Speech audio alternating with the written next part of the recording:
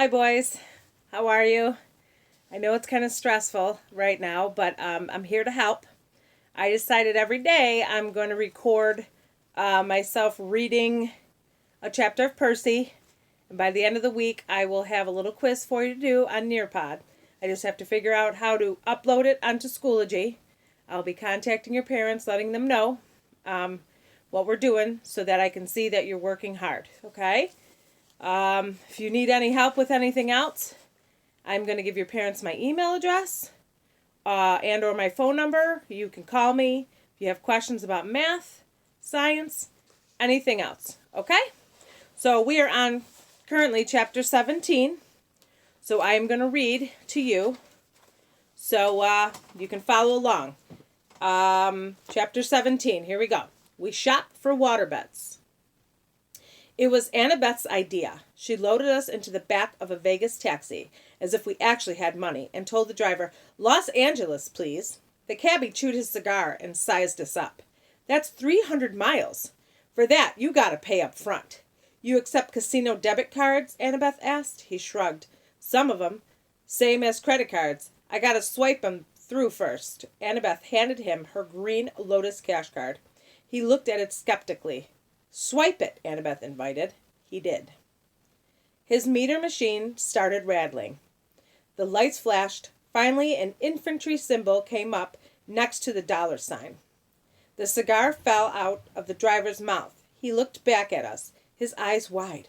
"Where to in Los Angeles, Your Highness?" "The Santa Monica Pier." Annabeth sat up a little straighter. I could tell she liked the "Your Highness" thing. "Get us there fast and you can keep the change." Maybe she shouldn't have told him that. The cab's speedometer never dipped below 95 the whole way through the Mojave Desert. On the road we have plenty of time to talk. I told Annabeth and Grover about my latest dream, but the details got sketchier the more I tried to remember them. The Lotus Casino seemed to have short-circuited my memory. I couldn't recall what the invisible servant's voice had sounded like, though I was sure it was somebody I knew. The servant had called the monster in the pit something other than "my lord," some special name or title. "The Silent One," Annabeth suggested. "The Rich One?" Both of those are nicknames for Hades. "Maybe," I said, though neither sounded quite right. "That throne room sounds like Hades," Grover said. "That's the way it usually described." I shook my head. Something's wrong. The throne room wasn't the main part of the dream. And that voice from the pit? I don't know. It just doesn't feel like a god's voice. Annabeth's eyes widened. "What?" I asked. "Oh, nothing. I was just, no. It has to be Hades. Maybe he sent this thief, this invisible person, to get the master bolt, and something went wrong." "Like what?" I don't know," she said. "But if he stole Zeus's symbol of power from Olympus, and the gods were hunting him, I mean, a lot of things could go wrong. So this thief had to hide the bolt, or he lost it somehow. Anyway, he failed to bring it to Hades. That's what the voice said in your dreams, right? The guy failed. That would explain what the Furies were searching for when they came after us on the bus. Maybe they thought we had retrieved the bolt." I wasn't sure what was wrong with her. She looked pale. "But if I had already retrieved the bolt," I said, "why would I be traveling to the underworld?" "To threaten Hades," Grover suggested. "To bribe or blackmail him into getting your mom back." I whistled. "You have evil thoughts for a goat." "Why, thank you." "But the thing in the pit said it was waiting for 2 items," I said. "If the master bolt is one, what's the other?" Grover shook his head, clearly mystified. Annabeth was looking at me as if she knew my next question and was silently willing me not to ask it. "You have an idea what might be in that pit, don't you?" I asked her. "I mean, if it isn't Hades, Percy, let's not talk about it. Because if it isn't Hades, no. It has to be Hades." Wasteland rolled by. We passed a sign that says California State Line 12 miles. I got the feeling I was missing one simple critical piece of information. It was like when I started at a common word. I should know, but I couldn't make sense of it because 1 or 2 letters were floating around. The more I thought about my quest, the more I was sure that confronting Hades wasn't the real answer. There was something else going on, something even more dangerous. The problem was, we were hurtling toward the underworld at 95 miles an hour, betting that Hades had the master bolt. If we got there and found out we were wrong, we wouldn't have time to correct ourselves. The solstice deadline would pass and war would begin. The answer is in the underworld, Annabeth assured me. You saw spirits of the dead, Percy. There's only one place that could be. We're doing the right thing. She tried to boost our morale by suggesting clever strategies for getting into the land of the dead, but my heart wasn't in it. There was just too many unknown factors. It was like cramming for a test without knowing the subject, and believe me, I'd done that enough times. The cab sped west. Every gust of wind through Death Valley sounded like a spirit of the dead. Every time the brakes hissed on an 18-wheeler, it reminded me of Echidna's reptilian voice. At sunset, the taxi driver dropped us off at the beach in Santa Monica. It looked exactly the way L.A. beaches do in the movies, only it smelled worse. There were carnival rides lining the pier, palm trees lining the sidewalks, homeless guys sleeping in the sand dunes, and surfer dudes waiting for the perfect wave. Grover, Annabeth, and I walked down the edge of the surf. What now? Annabeth asked. The Pacific was turning gold in the setting sun. I thought about how long it had been since I'd stood on the beach at Montauk, on the opposite side of the country, looking out at different sea. How could there be a God who could control all that? What did my science teacher used to say? 2/3 of the Earth's surface was covered in water? How could I be the son of someone that powerful? I stepped into the surf. Percy, Annabeth said. What are you doing? I kept walking up to my waist, then my chest. She called after me. You know how polluted that water is? There's all kinds of toxic... That's when my head went under. I held my breath at first. It's difficult to intentionally inhale water. Finally, I couldn't stand it anymore. I gasped. Sure enough, I could breathe normally. I walked down into the shoals. I shouldn't have been able to see through the murk, but somehow I could tell where everything was. I could sense the rolling texture of the bottom. I could make out sand dollar colonies dotting the sandbars. I could even see the currents, warm and cold streams swirling together. I felt something rub against my leg. I looked down and almost shot out of the water like a ballistic missile. Sliding along beside me was a 5-foot-long mako shark. But the thing wasn't attacking. It was nuzzling me, heeling like a dog. Tentatively, I touched its dorsal fin. It bucked a little, as if inviting me to hold tighter. I grabbed the fin with both hands. It took off, pulling me along. The shark carried me down into the darkness. It deposited me at the edge of the ocean proper, where the sandbank dropped off into a huge chasm. It was like standing on the rim of the Grand Canyon at midnight, not being able to see much, but knowing the void was right there. The surface shimmered maybe 150 feet above. I knew I shouldn't have been crushed by the pressure. Then again, I shouldn't have been able to breathe. I wondered if there was a limit to how deep I could go, if I could sink straight to the bottom of the Pacific. Then I saw something glimmering in the darkness below, growing bigger and brighter as it rose towards me. A woman's voice, like my mother's, called, Percy Jackson. As she got closer, her shape became clear. She had flowing black hair, a dress made of green silk. Light flickered around her, and her eyes were so distractingly beautiful, I hardly noticed the stallion-sized seahorse she was riding. She dismounted. The seahorse and the mako shark whisked off and started playing something that looked like tag. The underwater lady smiled at me. You've come far, Percy Jackson. Well done. I wasn't quite sure what to do, so I bowed. You're the woman who spoke to me in the Mississippi River. Yes, child. I am a Nereid, a spirit of the sea. It was not easy to appear so far upriver, but the Naiads, my freshwater cousins, help sustain my life force. They honor Lord Poseidon, though they do not serve in his court. And you serve in Poseidon's court? She nodded. It has been many years since a child of the sea god has been born. We have watched you with great interest. Suddenly I remembered faces in the waves of Montauk Beach when I was a little boy, reflections of smiling women. Like so many of the weird things in my life, I'd never given it much thought before. If my father is so interested in me, I said, why isn't he here? Why doesn't he speak to me? A cold current rose out of the depths. Do not judge the Lord of the Sea too harshly, the Nereid told me. He stands at the brink of an unwanted war. He has much to occupy his time. Besides, He is forbidden to help you directly. The gods may not show such favoritism, even to their own children, especially to them. The gods can work by indirect influence only. That is why I give you a warning and a gift." She held out her hand. 3 white pearls flashed in her palm. "I know you journeyed to Hades' realm," she said. "Few mortals have ever done this and survived. Orpheus, who had great music skill, Hercules, who had great strength, Houdini, who could escape even the depths of Tartarus. Do you have these talents?" No, ma'am." "Ah, but you have something else, Percy. You have gifts. You have only begun to know. The oracles have foretold a great and terrible future for you, should you survive to manhood. Poseidon would not have you die before your time. Therefore take these, and when you are in need, smash a pearl at your feet." "What will happen?" "That," she said, "depends on the need. But remember, what belongs to the sea will always return to the sea." "What about the warnings?" Her eyes flickered with green light.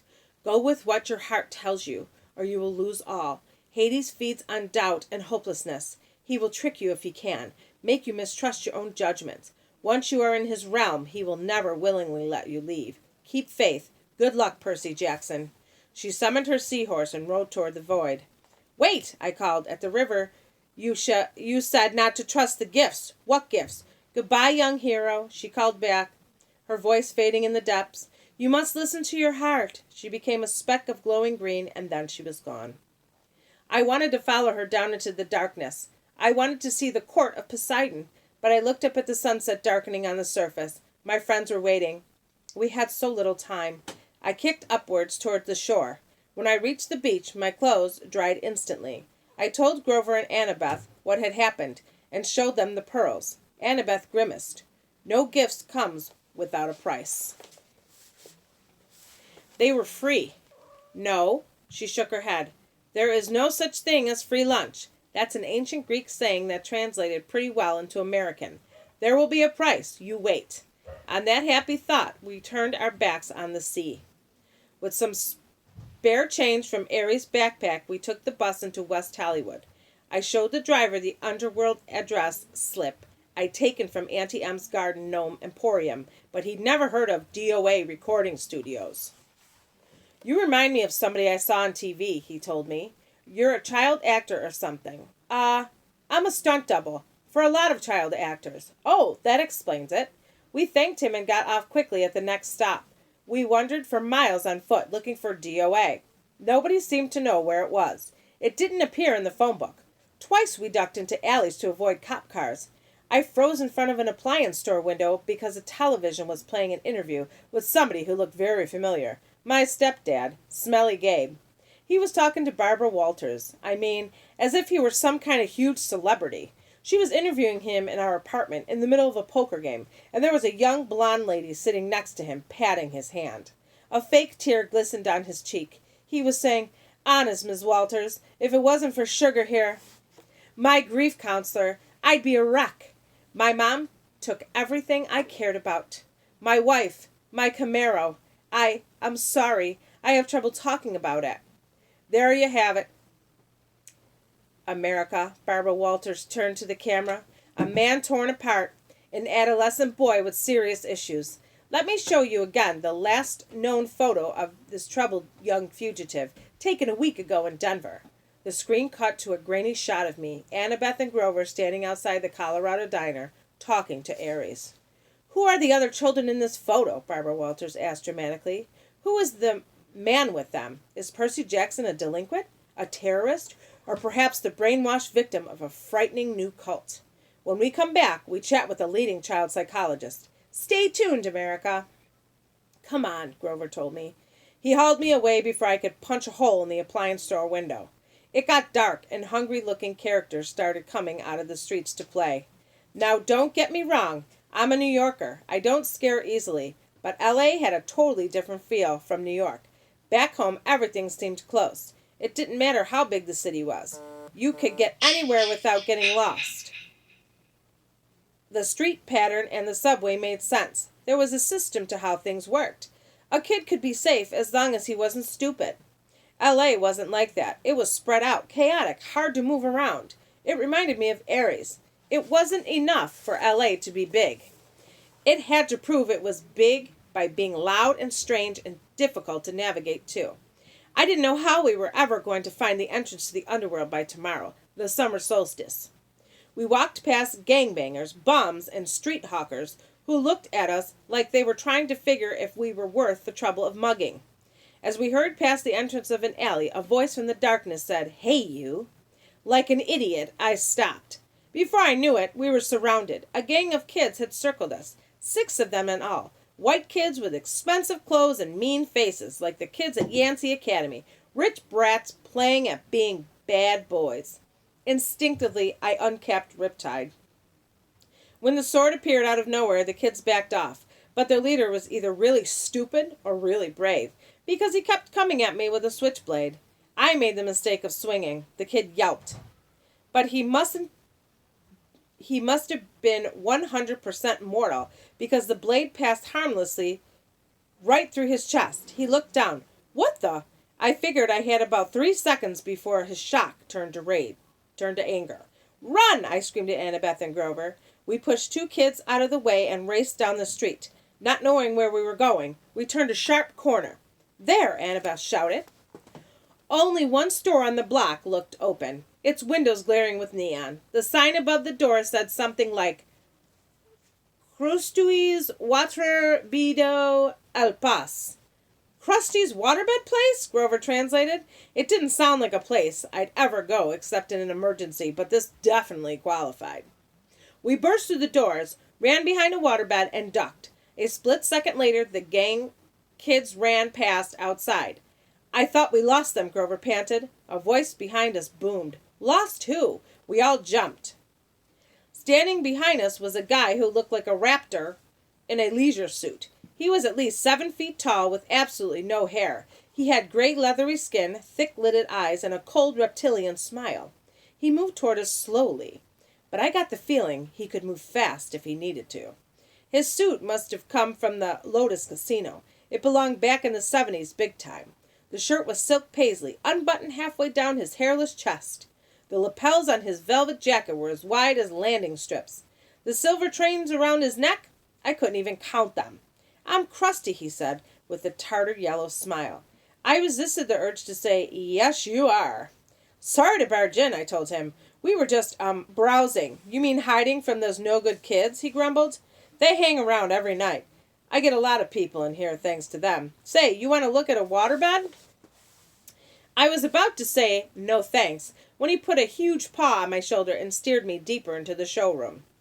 There was every kind of waterbed you can imagine. Different kinds of wood, different patterns of sheets, queen size, king size, emperor of the universe size. This is my most popular model. Krusty spread his hands proudly over a bed covered with black satin sheets, with built-in lava lamps on the headboards. The mattress vibrated, so it looked like the oil-flavored Jell-O. "Million hand massage," Krusty told us. "Go on, try it out."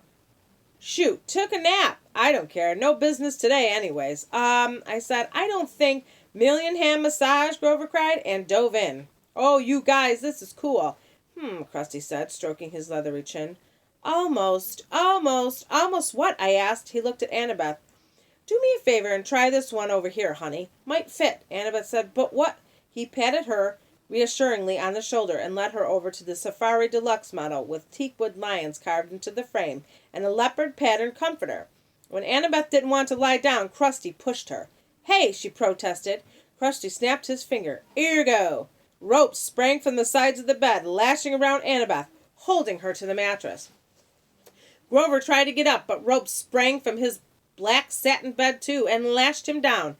Not cool," he yelled, his voice vibrating from the million hand massage. Not cool at all." The giant looked at Annabeth, then turned toward me and grinned. "Almost, darn it." I tried to step away, but his hand shot out and clamped around the back of my neck.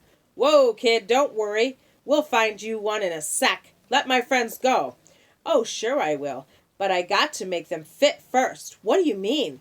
"All the beds are exactly 6 feet, see? Your friends are too short. Got to make them fit." Annabeth and Grover kept struggling. "Can't stand imperfect measurements," Krusty muttered. "Ergo!" A new set of ropes, leaped out from the top and bottom of the beds, wrapping around Grover and Annabeth's ankles, then around their armpits. The ropes started tightening, pulling my friends from both ends. Don't worry, Krusty told me. These are stretching jobs. Maybe 3 extra inches on their spines. They might even live. Now, why don't we find a bed like you like, huh? Percy, Grover yelled. My mind was racing. I knew I couldn't take on this giant waterbed salesman alone. He would snap my neck before I even got my sword out. Your real name's not Krusty, is it? I asked. Legally, it's Procrustes, he admitted. The stretcher, I said. I remembered the story. The giant who tried to kill Theseus with excess hospitality on his way to Athens. Yeah, the salesman said, but who can pronounce Procrustes? Bad for business. Now, Krusty, anybody can say that. You're right. It's got a good ring to it. His eyes lit up. You think so? Oh, absolutely, I said. And the workmanship on these beds, fabulous. He grinned hugely, but his fingers didn't loosen on my neck. I tell my customers that every time. Nobody bothers to look at the workmanship. How many built-in lava lamp headboards have you seen? Not too many. That's right. Percy, Annabeth yelled, what are you doing? Don't mind her, I told Procrustes. She's impossible. The giant laughed. All my customers are. Never 6 feet exactly. So inconsiderate. And then they complain about the fitting. What do you do if they're longer than 6 feet? Oh, that happens all the time. It's a simple fix. He let go of my neck, but before I could react, he reached behind a nearby sales desk and brought out a huge double-bladed brass axe, he said. I just center the subject as best as I can and lop off whatever hangs over on either end. Ah, I said, swallowing hard. Sensible. I'm so glad to come across an intelligent customer. The ropes were really stretching my friends now. Annabeth was turning pale.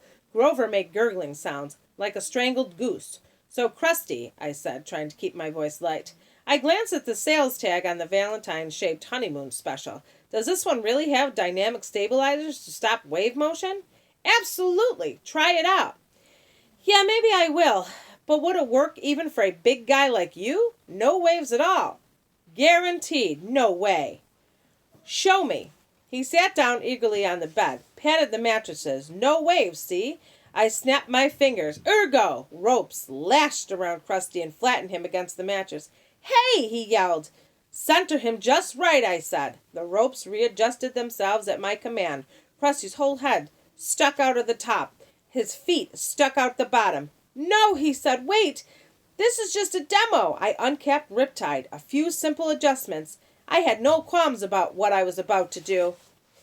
If Krusty were human, I couldn't have hurt him anyways. If he was a monster, he deserved to turn into dust for a while.